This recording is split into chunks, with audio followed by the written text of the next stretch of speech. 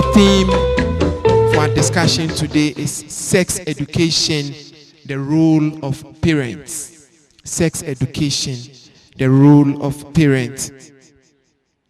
And we have been blessed with a wonderful speaker who I believe is most qualified to discuss this issue.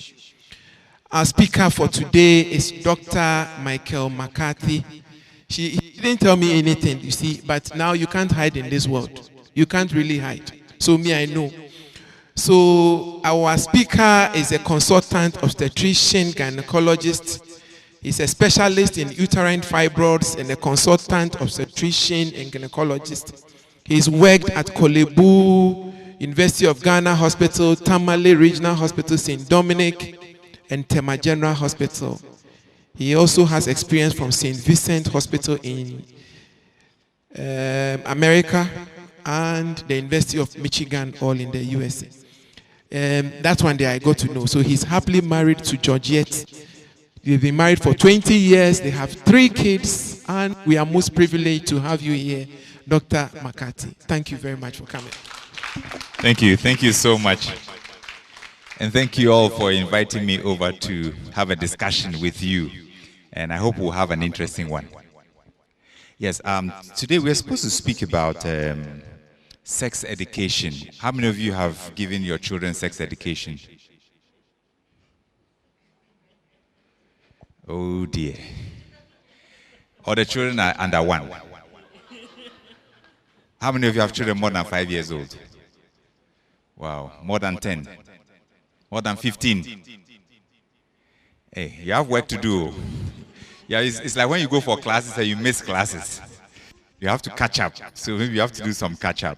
So I want to talk about a few things. So let's go very quickly because time is Jeremiah 17 verse 1. Judah's sin is engraved as an iron tool inscribed with a flint point on the tablets of their hearts. We write on the tablets of our children's hearts. When we speak to them, when we teach them, we inscribe, we write, we engrave. And we as parents have that privilege to do that. Apart from us, the only other person who can do that is God. So today we are coming from a scriptural point of view or a Christian point of view. So we are arguing from a Christian point of view. Next slide, please. A lot of children's characters are portrayed as pornographic characters as well. Hardcore pornography at the age of 11 is when American children are said to be starting. 80% of 16-year-olds are said to be regularly accessing pornography online. 80% of Pornhub worldwide visits now coming from your smartphone and your tablet. Because your children don't have them, you have them, and you've given it them. Next slide. 48% of kindergarten and first grade students said, we saw something we didn't like, we're uncomfortable with on the internet. A third of girls have shared photos about themselves and their descriptions and so on. Children as young as 6 have been exposed to prostitution and violence, sexually related violence through games. Next slide. 28% of Christian men and also 11% of Christian women say they were first exposed to pornography at what age? 12. That's very old, isn't it? Or young? That's very young. Just imagine you're 12-year-old. 71% of teenagers are blocking their parents and have social media accounts that you don't know that they have. 1 million sexually transmitted infections every year. Every year. Every what? Every day. 1 million sexually transmitted infections occurring every day, according to the World Health Organization. In Ghana, adolescents make up 22% of the total population. In 2014, 30% of all births of babies were by adolescents. Is that a good proportion? That is quite serious because you see, the adolescent girl who gets pregnant has more complications.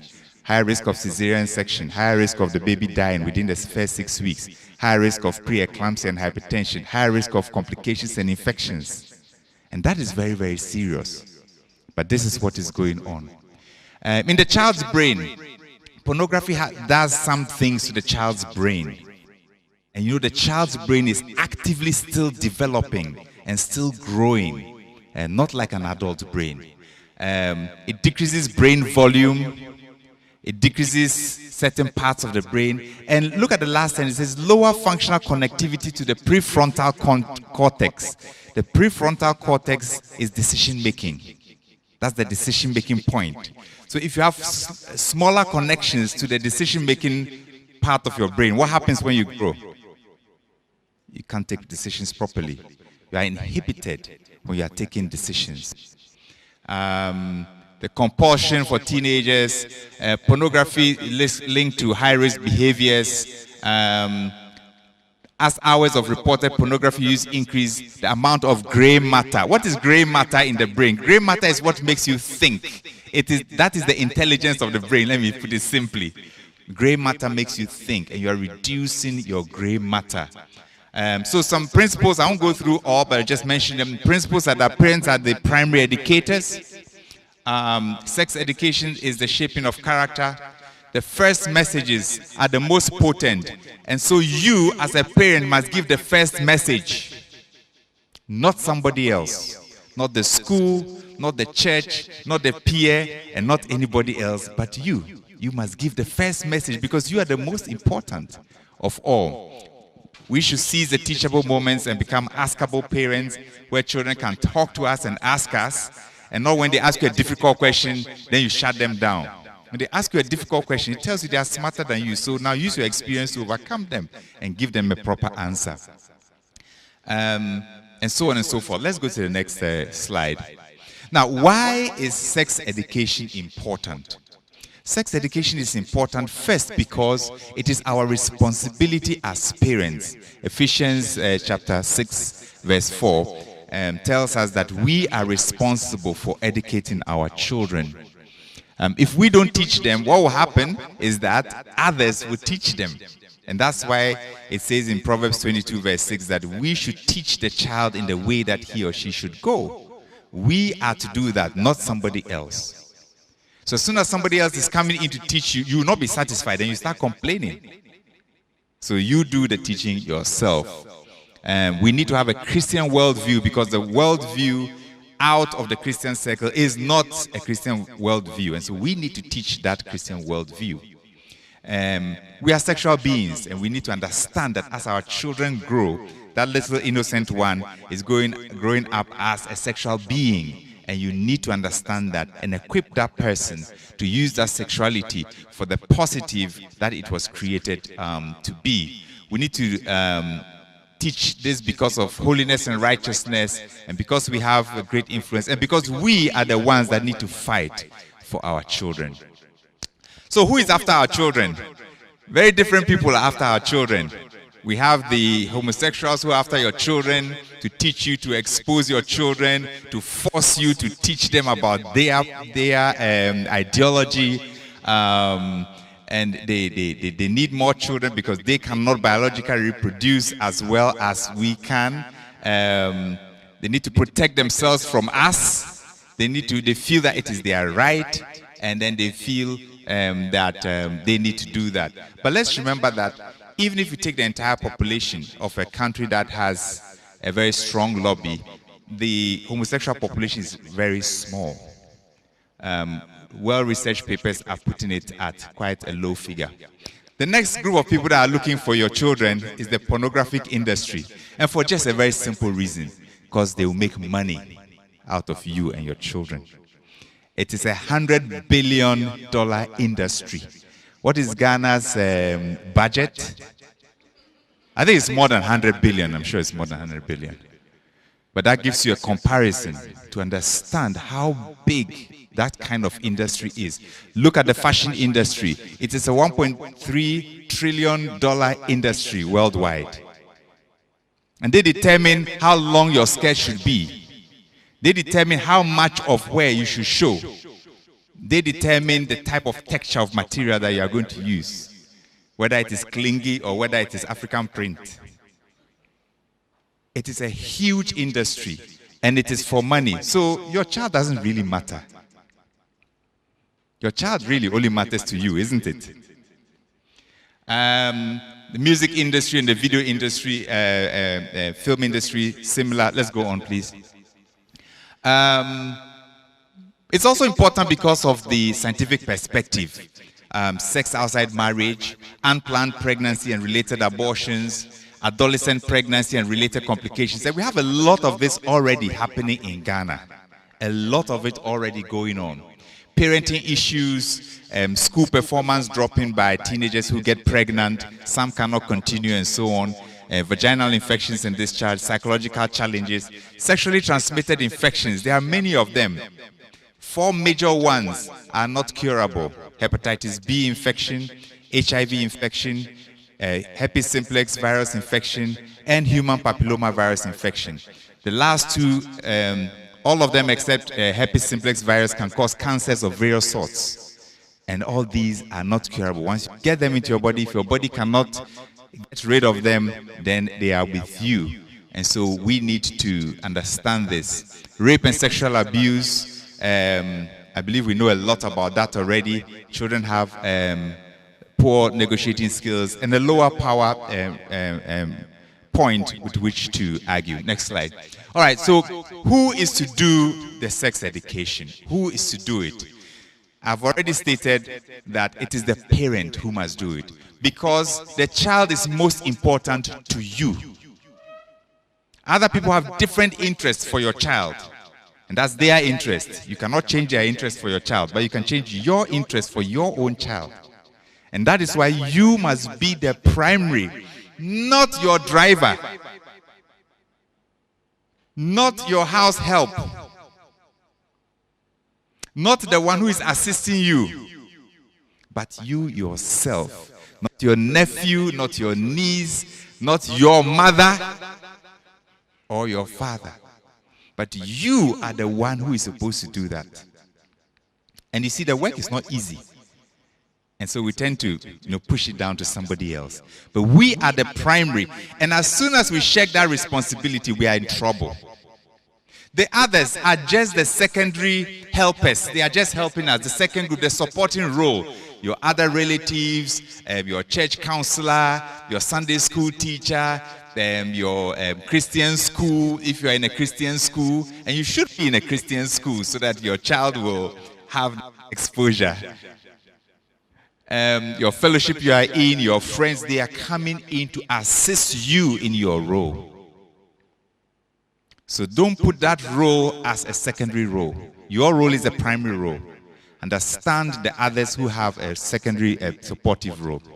Right. Now, how is it done? I think the biggest problem that we are having is, okay, so how do I do it? So what do I do? How do I do it? And that is where this Venn diagram comes in. There is your child. That's the most important. You notice that as I've been going on, there are some slides that were titled yellow. That's about your child. You notice that some will be green and some will be blue. The green is the content, what you are supposed to teach them, what they need to know. And then the blue is the method. How do you do it? Please, there is no single one secret weapon that when you plug it, then you have solved your problem. And that is why it's the parent who must do it, because only the parent who has that understanding of the child and can blend the child with the content and the method and get a good outcome. The child's age changes as the years go along. The capacity to learn, how the child learns, changes with time. And the content also changes as you go along. Different things need to be stressed at different times. And so you have this Venn diagram where all these things need to come together. And that is how I would like you to understand the next few slides I'm going to talk about. It all comes together. It's not 1, 2, 3, 4, and when you follow, then you've got it right. You need to work with your child. It takes a lot of energy. It takes a lot of prayer. It takes a lot of commitment to get this done right. And you have only one chance. And you are doing it. And you are failing. And you are going. And you realize that it's not a very simple thing. But because you're a parent, you are motivated. And that is what motivates you. Not somebody's ideology, it should be this or that, but just because you are a parent, that is what motivates you. So from the parent point of view, don't think too much of the political things. We need to think this way and need to think that way. Think more of you and your child and what you are going to do. Right. So what is the message? Now briefly, the message from a Christian point of view is that humans are created male and female. Marriage is for male and female. You are designed by God. God knows you and values you, and He designed you the way He wanted you to be, so there's no need to change yourself. And so don't bleach. Your biology, anatomy, physiology, puberty, sexual development, you teach them as you go along. The purpose of sex in marriage, sexual feelings, how do you handle them? Is it normal? Is it abnormal? How do I'm falling into temptation? How do you handle that? Sin and forgiveness and so on. That is what you need to teach. At a certain point, you are teaching about pregnancy, sexually transmitted infections. At certain other stages, you're going to teach about pornography, homosexuality, online security, sexual abuse, and masturbation. So that is the content. But it's not all about sexuality. Human beings, yes, we are sexual, but we also have the human part, the other parts, isn't it? And you need to have this in context. You're going to teach about love. You're going to teach about self-control. You're going to teach about self-worth. You're going to teach about who the child is and what the child can do. So as you're teaching all that, it is falling into context. Why should I not have sex before marriage? Because of your value, because of your worth, because of your vision, because of what I've created you for. So it falls in place. It's not just that we are fighting against our emotions and our feelings. No. But it falls in place with all these things, our holiness, integrity, Bible study, in prayer. Why do we need to fellowship as believers? Why do we need to be involved in the ministry? How do we resist peer pressure and so on and so forth? How do we set boundaries and all that? So the message goes basically to build Christian understanding of sexuality and sex, to handle the curiosity that goes along as they are growing, inculcating your child some kind of strong resistance against messages that do not help them in their morality. You are supposed to be able to explain sexual intercourse to them and prepare them for puberty and sexual attractions and so on, and building discernment and commitment to abstinence, educating them on contraception, sexually transmitted infections, sexual abuse, etc., etc. Now, the next 4 slides are talking about what to teach at which age group. Remember the Venn diagram. All right? There are different times and different places. So what is working at one age is not working at the other. And you need to permutate them and get the intersections right. All right, so this is taken from a series of books from Stan and Brenda Jones. So it's material that we have picked from there and we are displaying here. I'm sure those books may be available on the internet. And they have 4 books. One is for ages 3 to 5. And there, the message for that group of people is really God's love and His goodness, how He made us all. He made us male and female. He put us in families so that we understand the context of love.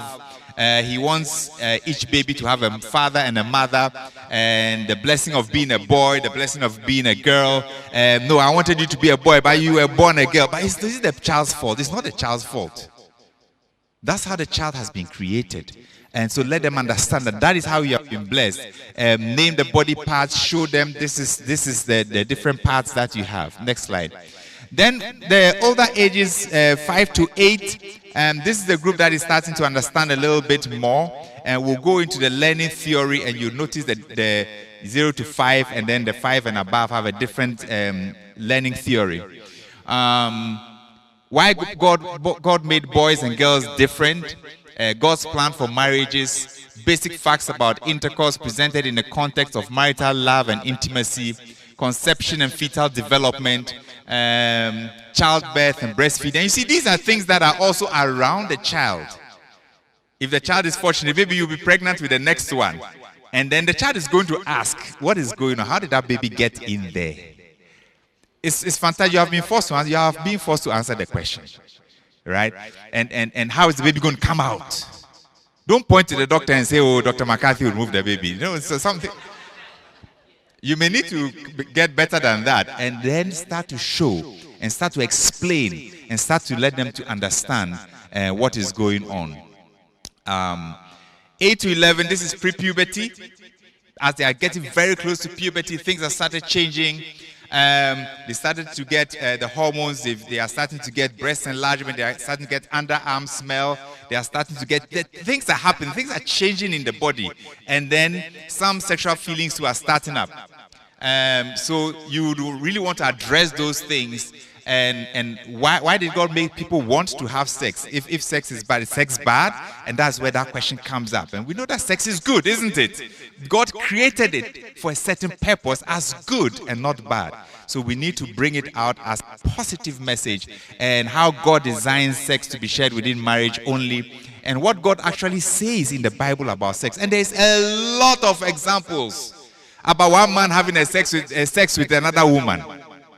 And the examples are plenty in the Bible, and you can pick those stories and use them to teach. I'll bring out a few in, I think, the next 2 slides. And the changes about puberty, and then they are going to start asking you questions, what they saw on the screen, what somebody talked about. Don't shut them down. That is the opportunity for you to talk to them, because that is the content. Next slide is for the older ones. These are going through puberty. So why puberty? Why do I have to go through puberty? Why is this happening? Why am I bleeding every month? What is going on? Why do I have pain? Why am I so uncomfortable? Why am I having wet dreams? And so on and so forth. Why is hair growing? And so you are supposed to teach them and talk to them about that. You've gone through it, so you can also tell them, and you read about it, you understand about it. And so on and so forth. Difficult questions are going to come up: pornography, masturbation, homosexuality, and so on, child abuse and sexual abuse, and so on. Let's go on to the next slide. And then one of the other things that you want to talk and train your children about is time and opportunity. There's a time and an opportunity and a place for everything. There is that time. And there are a lot of examples. The right time is when a man and woman are married as regards sex. You need to teach them that. You must teach them. Joseph did not sin against God and Potiphar by having sex with Potiphar's wife. It's a fantastic story. And when you think your child is right, read that story together. Or she may come to you with that story. What is going on? Daddy, I don't understand what is going on in this story. Don't say you are busy. Put everything aside and address that story.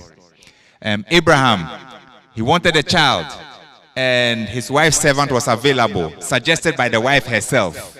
Which man will resist? And what was the breakup? What was the effect? Family breakup. One young boy didn't have a father anymore, and so on and so forth. That is a story of tragedy, as you can see. David and Bathsheba, the death of a baby, the death of a husband, the consequence of wrong timing, the consequence of not doing it right. Samson and Delilah, Samson's death, he himself his death. And so the examples are many that you can pick on them and then with prayer be able to use them. Next slide, please. Right. These are some areas you can get information from. Let's go to the next slide. You can have it later. Okay, so what's our method? Remember, the method is in the Venn diagram. So that's the information that we have. That's the content. That's the green. You are marrying the green with the yellow so that you do it at the right time, in the right way. You understand your child best. You know the child's history. You know the things that have gone on. And you know what is happening. And so you are able to address the issues as only a parent can. No classroom can do this. But you can do it because you understand the child and you have interest in the long term and not just to finish a lesson and sign off that you have finished. Right. So now we are going to the blue, which is the method. How do you do it? You need a prepared environment. You need a relationship. And you need your own lifestyle as an example. You need to talk and teach and interact. And you need to pray. Next slide. Right. So maybe briefly, at what time do you start teaching? You start teaching now. There's no ideal time. Start immediately in the various ways, using the methods that I'm going to show you. So let's look at theory of learning from Maria Montessori. She was the first female medical doctor in Italy, and she was also a very prominent educationist. And I'm sure a lot of you have heard the name. Maria Montessori, Dr. Maria Montessori. Now, she's described the age 0 to age 5 is the absorbent mind. They liken it to a sponge in water, a dry sponge in water. What happens? You drop the sponge and it just soaks up. It doesn't matter whether that water is soapy or is green or is purple or is whatever. It will just soak it up.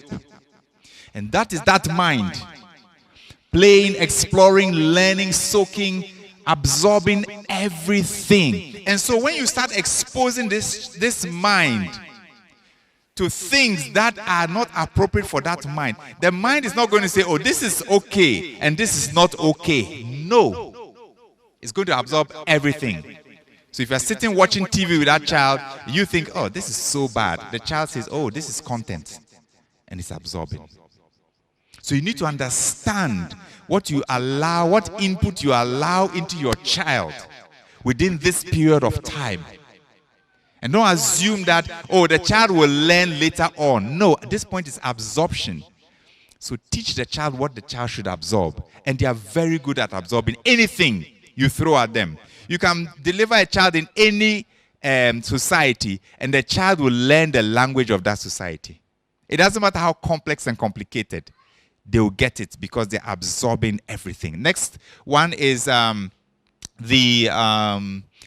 next slide, please. The reasoning mind from 6 to 12, where now the mind is reasoning, is starting to think, is starting to develop independence, is developing confidence, is starting to pick and argue and tell you, no, last you said this, why are you saying this now? And it started, so it is now that the mind is able to do some discernment, is able to do something. So you see, anytime you want to imprint something in a child's mind, do it before 5. Hello? Are you understanding what is going on? Do it before 5. And that is why the clamor. Let's teach them at age 4. Let's teach them at age 4. That is what the clamor is all about. But you must teach them at age 4, not somebody else. Okay, so now they go on to the older ones who are now reasoning. They are now setting goals. They are now planning for themselves. They are now thinking. And you see, if you have set your foundation right, they will also think straight. They are also going to think straight. They are not going to think just, their minds are not going to be confused. Their thought process will not be confused because you've given them a very good foundation. And they can think long term and so on. Next slide, please. Now, so method, again, blue. How do you do it? Create an environment for your child appropriate for the child's age. So when your child is very small in the absorbent mind phase, create an environment that this child is absorbing the positive things. The things that you want the child to absorb. You determine what kind of video that child will watch. You determine what kind of music that child will listen to. Don't allow the radio station to determine it for you. You decide what this child should watch. And train the child to be watching that, to be seeing that, to be hearing that, and to be reading that. If you want the child to learn your mother tongue, start speaking it. It's not when you are in BEC, then they are going to start teaching you, you are now trying to learn the mother tongue to pass the exam. Start speaking it at home. Start showing the kind of videos that you want. You don't need to subscribe to a satellite TV just because everybody else is doing so. You can say, no, my child is an absorbent mind. I am going to select what my child should see positively. Because there are so many positive things that your child needs to know and understand. That you do not need to give a lot of fluff or fill in or entertainment. It's a lot that a child can learn and benefit from. So you will control, you create the environment, control the environment, and modify the environment accordingly. Once you have done that, don't quickly leave that child with somebody else who doesn't understand your environment. So you leave the child with a cousin and with a grandmom who has a totally different environment in mind. May not be bad. but different from what you want, from what you as a parent are doing for the child. You need to be in control of who is there, and so on. There was one parent who went through a number of issues and then finally decided that she was going to pick the child herself, because she had been sending people to pick the child and drop the child here, and then I'll go and pick there and all that, and realized that it wasn't helping. And so decided that now I am going to change my modus, and I'm going to make sure that my environment is right. All right. And so that's environment. Second part of environment, next slide please, is the environment outside home.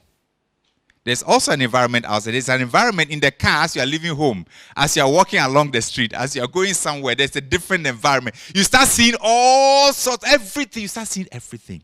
It's good. That's the environment they are in. It's good. Let them see. Go with them and discuss with them and talk about it. Interact with them. Let them see what the environment is. They go for events and parties and sleepovers. There's going to be different environment, but you must decide what kind of environment you want the child to be exposed to. Sometimes it's difficult when the beer bar is next to your house and the speakers are not in the bar, but they are in front of your gate, behind your window, into your window. It becomes a little bit challenging to control the environment. In school, what's the curriculum that your child is using in school? It is very important. You need to understand what it is, and you need to fight for it. And you need to stand for it. Otherwise, it will not be helping your environment that you are creating for that child. Is there abuse happening in the school? What are the controls set in place to avoid sexual abuse in school of your child? Age 1, 2, 4, 5, 8, 15. There must be some system. Who are your child's friends? You need to know them. Take time and understand them. Know their names. Know them. Speak to them. Interact with them. Are there any training for the teachers in the school about sexual education? About how to care for children and so on? What is happening in church? Not all Sunday school departments may be well equipped. Maybe you have to come in and help. Proper training for the Sunday school teachers, helping them to be able to do the work that they have to do. The friends' homes that they go to, and so on and so forth. All right, next slide. The next part of method is your relationship with the child. What is your relationship with the child? How are you relating with the children? Give them your time. Put down your phone. Put down your phone and relate with the child. You need to have that relationship. Nobody else will do it. Nobody else will put their phone down for your child. No. You can put down your phone for your child, and your child will appreciate it all the days of her life. Know your child. Every child is different. Every child. Don't think that this first one, this is your strategy, and the second one, that strategy will fail woefully. You need to understand them and know they may all be boys or they may all be girls, but there's different. Daniel, you know, they are different. Very different. So you need to understand. But you are the parent. And that's the grace that God has given to inscribe on their heart with an iron tool. That is the power you have been given. Now, something the children are disturbing us, isn't it? We need to finish some work, isn't it? So you say, oh, go and use your tablets. You are in the car. You don't want them to disturb you, so you've given them tablets so that they don't disturb you in the car.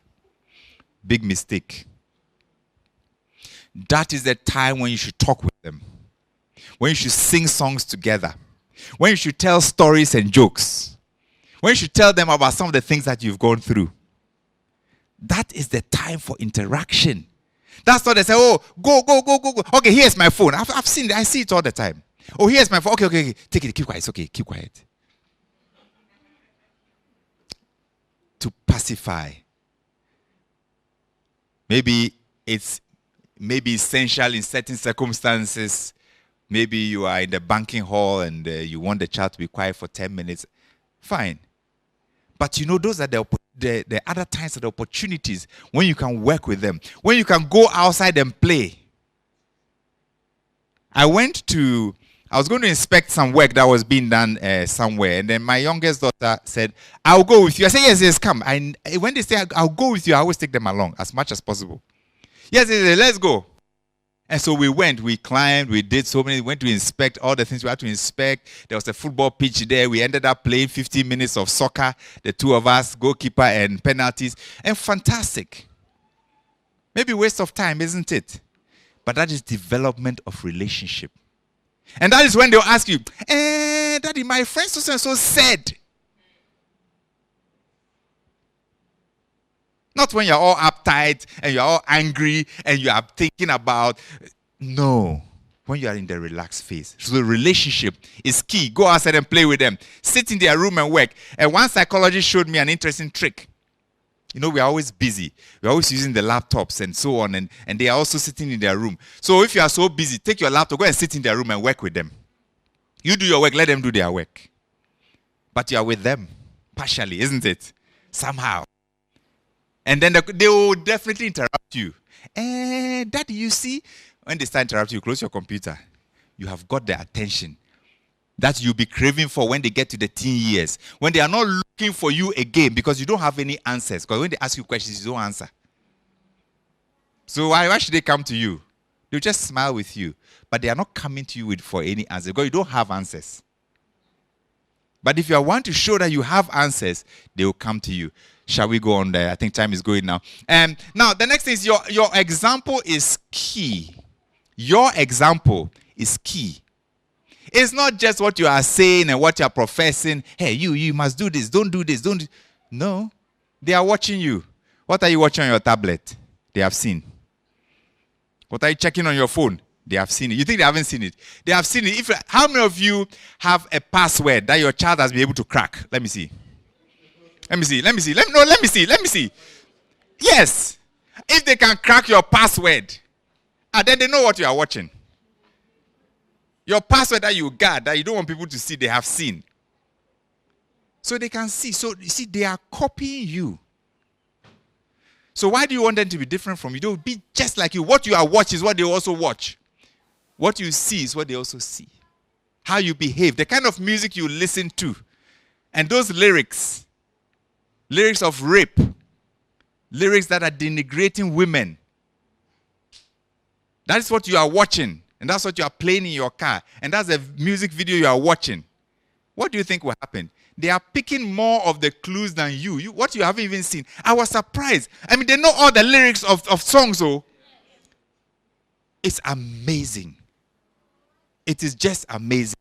Just once, twice, they have learned the whole thing. What games are you playing? You are telling the child not to spend so much time playing. But you, FIFA, you are playing, you play and you play and you play. Into the night. Then the child sees that you are playing. What do you think will happen? Then it's all galore. We'll talk about addictions in just a minute. How is your relationship? Your child knows your girlfriend. So what are you teaching? What are you saying? They can see. They can hear your phone conversation and they understand what you are saying. And so they are looking at, they are watching you. Are you really following the Christian principles as you say you are? They know. You can't deceive them. They know and they see. Your speech, your relationship. I mean, many times we've had a situation where there's a problem. They say, oh, this child has come to say something. Then the parent comes, what is my child learning over here? And then the child says, Mommy, I watched it. When you were watching, I was also watching. It was what the mother was watching, the child was watching. She's interpreted it and has come to say it. And the mother is becoming wild. It's what you were watching. She has seen it. Right. Where you go and so on. All right.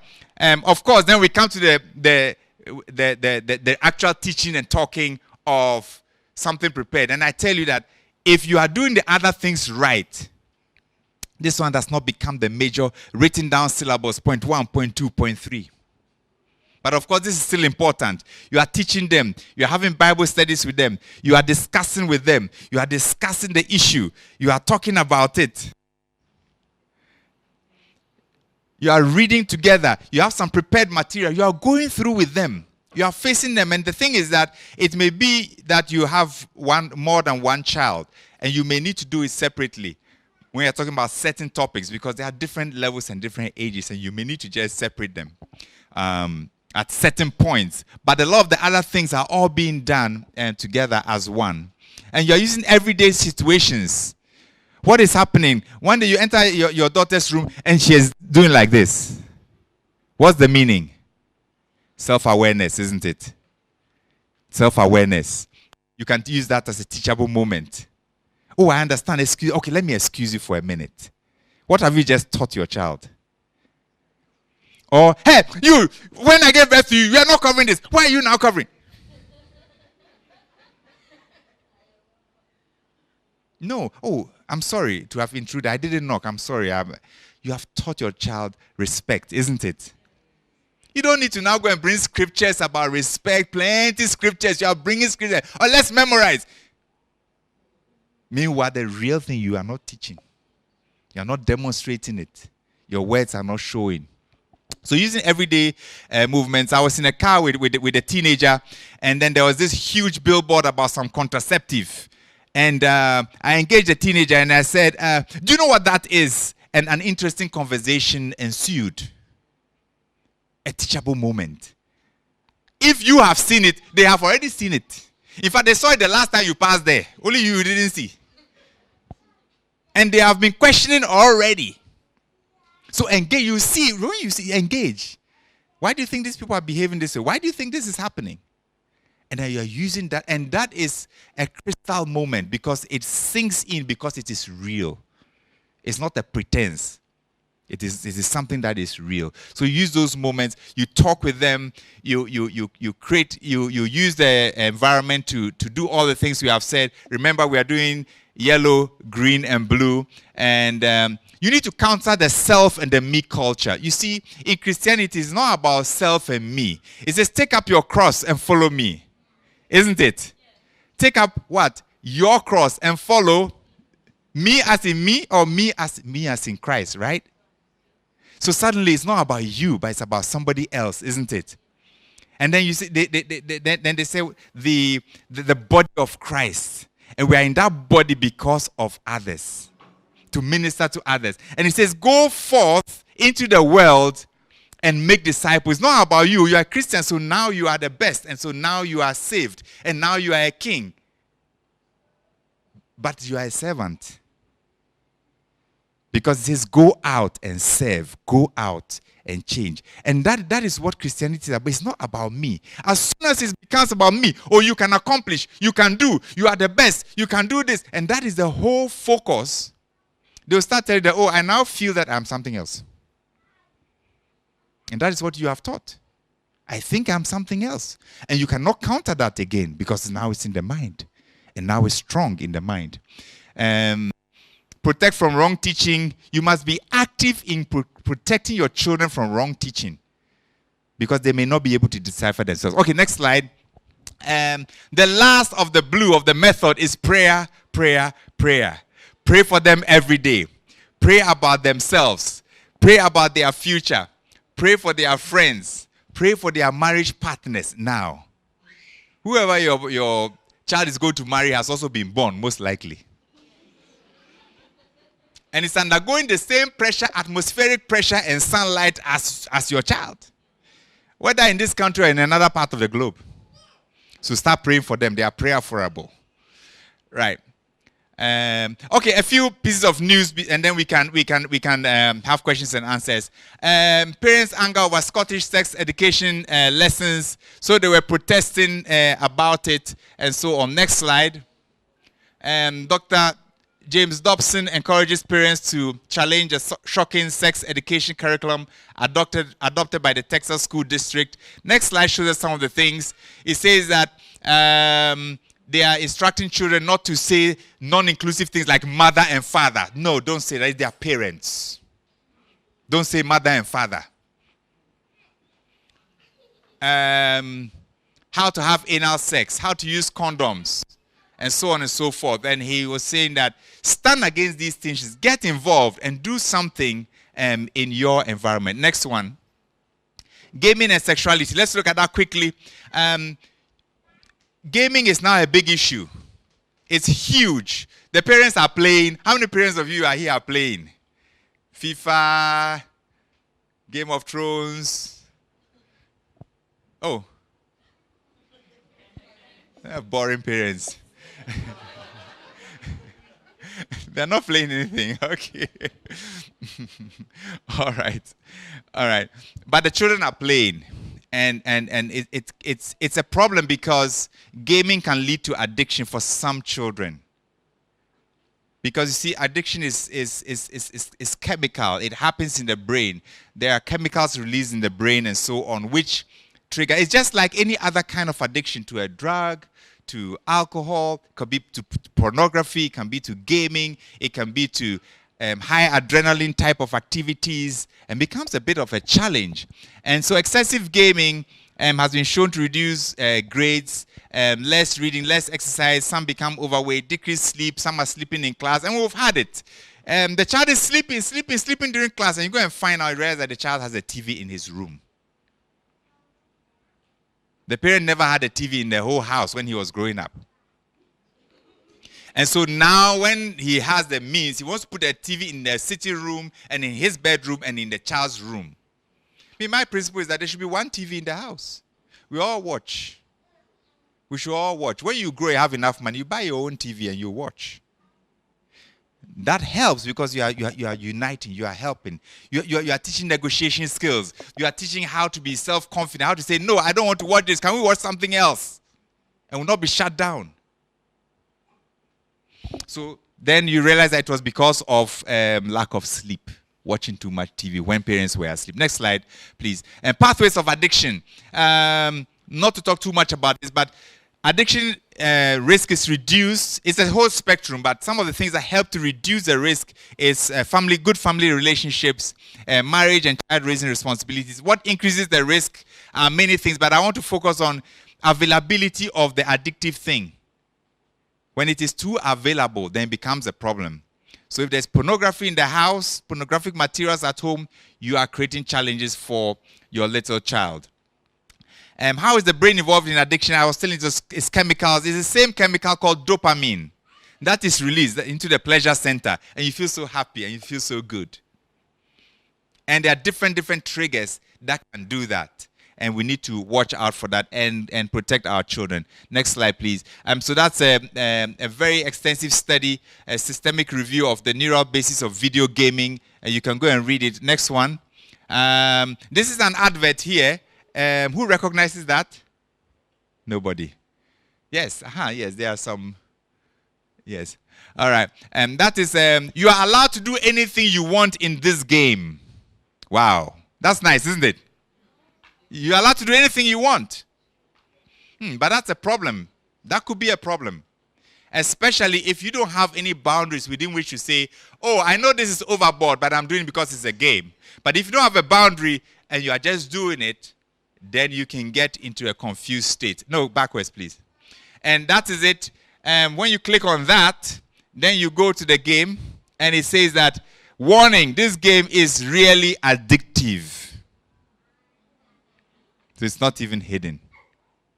They're telling you. Maybe it's just a marketing slogan, but it's actually true. Next one. Games and nudity. That's interesting. So your 13-year-old boy is playing a game, and is exposed to that nice creature. How he respond? It's a problem. It's a challenge. In fact, some of the games have been banned because of nudity, and many of them are causing abnormal, because it's a game they are playing, so they can do any kind of thing, and then it is affecting the children. It's exposing the children to things that otherwise they would not be moved on to. On sex game websites, advertisements are placed for pornographic from other sites for the sole purpose of attracting more viewers and increase the time spent online. The child's chance of attaining a sex addiction increases the more sexual content they are exposed to. Group sex, bestiality, multiple fetishes, multiple ways. So many things are happening that you are not even aware of because you are not even playing the game. So please go and play the game. so that you know what they are doing and you get involved in it. Next one, please. What's this? Bubble gum. Pole dancing, isn't it? All right. So your little cartoons that your 3-year-old is watching is already being exposed to certain things that you may want them to be exposed to maybe later. Next slide. So yes, be involved in some of the games. I play some of the games with my kids. They want to play. You go and play with them. They create some characters for you. You're also part of it. And then you are going on. You get a little bit of understanding. You may not be as involved as they. You may not be able to get to that level.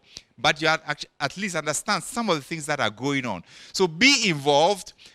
Check what they are watching. Is it for their rating? If the game is not for their rating, put it aside. They will definitely grow. They'll get to the time when they may be able to watch the game at that rating or play the game at that rating. And then you release it. It teaches them also some anticipation, delayed gratification, and so on, which really helps in later life achievement. Clear rules about playing the games both inside and outside the home. So when they go somewhere, they know they are still governed by rules. Allowing video game playing only in public areas of the home and not in the child's room. So I wasn't wrong, isn't it? Remember that you are the role model for the child, so the child is also copying you. Give time limits and so on. Okay, next slide. We are almost ending now. A few thoughts. We know the scriptures already about God creating male and female and marriage and entertaining evil thoughts such as murder, fornication, and so on and so forth, and Song of Solomon. Let's go to the next slide. A few notes on homosexuality and transgenderism. U.S. demographic survey, very detailed study here, identified that 2.5% of men said they were gay, and 2.8, and then 1.4 women said they were gay, and those in exclusive relationships were about the same. So you realize that in actual fact, the percentage of people who are gay are small. That does not mean that there are not many, but the percentage in the population is small. Next one, Jesus was not silent about homosexuality. He did speak about it. He spoke a number of times about marriage and the sexual union. And it was very clear from Mark 10 and Matthew 19 that he spoke about, in the beginning, God created us male and female. And that was for marriage. And that is how God created us. And that is authoritative and real. And then the sexual union is for husband and wife. Next slide shows, Jesus quoted the Old Testament 49 times. And out of the 49 times, quite a few of them had to do with marriage relationships and sex. Have you heard that you should not commit adultery? That was important to him. It was important. And if it was important to him, it must be important for us as Christians also. And then he said in two different places that at the beginning he created male and female, and man shall leave his father and join to his wife.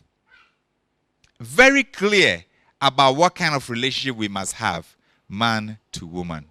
He talked about divorce, and that is a whole paragraph which I think you should go and read about divorce. And then he talked again about adultery. Next slide. Some notes on transgender issues. Healthy bodies, confused minds. The condition largely exists in an individual's mind. It's a mind issue. I feel I am different. And so I want to become physically different as well. There's the type 1 or the first type where parents look at the child. This child is playing more with dolls. It must be a girl. So let's block her hormones. Let's block her. We block the child. So now you don't say his or her again, isn't it? Do you understand? Block the child's hormones. Let's see, will the child have some more thoughts and so on. Okay, let's start giving female hormones or male hormones and change the child from this to that. Irreversible changes we are doing. So that's the parent anxiety type. Then there's the peer pressure one, where the child is fine, it's fine. Then goes to school, and if what has changed, a Rabna has changed, everybody's changing, so the child also, what do you think will happen? Yes, because that is normal psychology. I'm not a psychologist, so maybe the psychologist will counter or back up what we are saying next time. Next one, monitor your terminology. Next one, yes, okay, go back, please. Yeah, so it's mother and father to your child. Don't just say parent. No, it's mother and father. As a Christian, that is what it is. It's mother and father. Why do we want to water it down? It's boy and girl. You're a boy or you're a girl. Boys and girls in the class, not just students, not just children. Male and female. Yeah. Gender ideology harms children. Let us look at the facts as regards the transgender area. Human sexuality is an objective biological binary trait, XX and XY. How many of you have seen a chromosome before? How many of you have seen a picture of a chromosome before? Not a drawing, a picture, a photograph of a real human being's chromosome. I saw a real picture of a real person's chromosome that I was seeing face to face. And there was a challenge with those chromosomes, and I saw the physical challenge. And I went to look on that person to see, will I find the traits of that abnormality in that person? And I did find those traits. It was quite intriguing, interesting. So chromosomes are real. Maybe you are thinking that chromosome is a fluid thing and it's in between. You can be somewhere between XX and XY. No. It's binary, it's XX or it's XY. There are some other smaller proportions which are of interest to us, the medical people. But in reality, it is XX and XY. And that is what it is. And we shouldn't try to change it and argue about it too much. No one is born with a gender. Everybody is born with a biological sex. Gender is an awareness of self in a sociological and psychological concept. It's not an objective biological one. A person's belief, thinking that he or she is something they are not, is at best a sign of confused thinking. They used to call it gender dysphoria. They used to call it gender identity disorder, and they now call it gender dysphoria. And it's recognized in the DSM-5 psychodynamic and social learning theories of gender dysphoria have never been disproved, and the papers are there. You can go and read them. Puberty is not, go back please. Puberty is not a disease. And so giving puberty blocking hormones is creating a disease of lack of puberty. And you are giving medications which have long-term problems. I'll come to that in the next slide, but let's do number 5. According to DSM-5, 90% of gender-confused boys, by the time they finish puberty, now understand where they are. So please, don't confuse them any further. Puberty is a confusing time. Oh, you've all forgotten your puberty. But me, I see people in puberty all the time. It's not an easy time. And it's a turmoil time. But they all go through, 98% of them. Now giving them these hormones becomes a problem because you have permanently rendered this child sterile. The child cannot have his own genetic child, even with IVF. Because you're affecting the very gonads of the child. The surgeries remove the gonads and so on and so on. And the drugs cause cardiac disease, high blood pressure, blood clot, stroke, diabetes, cancer, because you have to be on these drugs lifelong. It's not just a drug, it changes you and then you have changed and then you are going. No. It's something that you need to maintain and be on. Suicide rates in the transgender community are said to be 20 times as high as in the general population. That is really high. Even in countries where it has been accepted that, oh, we are all normal, we are all the same.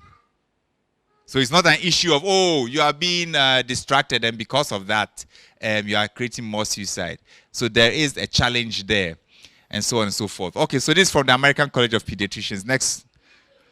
Okay, a few clips here. Ex-gay hip-hop artist never dreamed a new life was possible, but she met Christ and she transformed from her gay lifestyle as a lesbian and has entered into a heterosexual relationship and is married, and I think there is even a child and so on.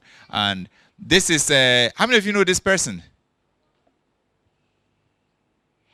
So you are not playing the games on the other side. You're also not reading the Christian books. Now what are you reading? This is Rick Warren, The Purpose-Driven Life. Right, so this is Rick Warren. He was talking about his stand on homosexuality and so on and so forth. And then under the comments, Under the comments, you have Christopher Pickett, 3 years ago. He says, I lived a gay life for 25 years, and since 2011, I fully surrendered my former gay life to a new life in Christ. I learned that homosexuality is wrong and is sexually immoral, which is a sin against God and God's design for marriage.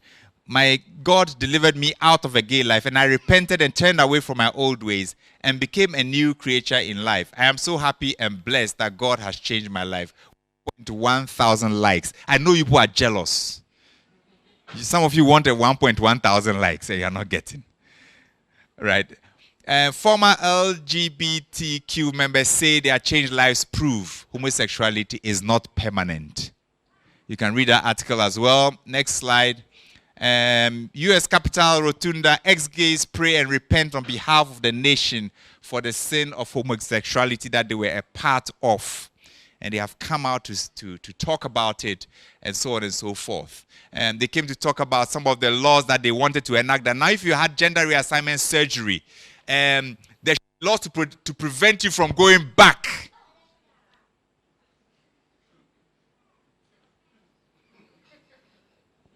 Very easy to go in this way, man. They say, no. But there should be a law against you coming back. But what if I feel that I want to come back? Because I feel that it took me here.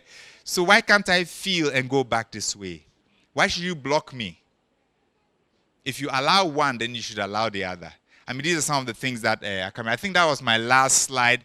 Let's see if we can have any questions. So these are some of the references and so on. But remember, above all, what I want you to remember is that it's your child, it's the content, and it is the method. That when they are all put together, you are able to reach a certain point where you have actually assisted your child and taught your child the basics and the details, personalized sex education for your child. Thank you very much. Thank you very much, Dr. McCarthy. That was really revealing. For me, the take-home point really is that I have an opportunity to engrave on the heart of my child, just like God himself would do. And that is a great privilege. I mean, you are almost becoming like, you are like God. What God alone can do, you also have an opportunity to do. And that is something that should motivate us into action. Amen.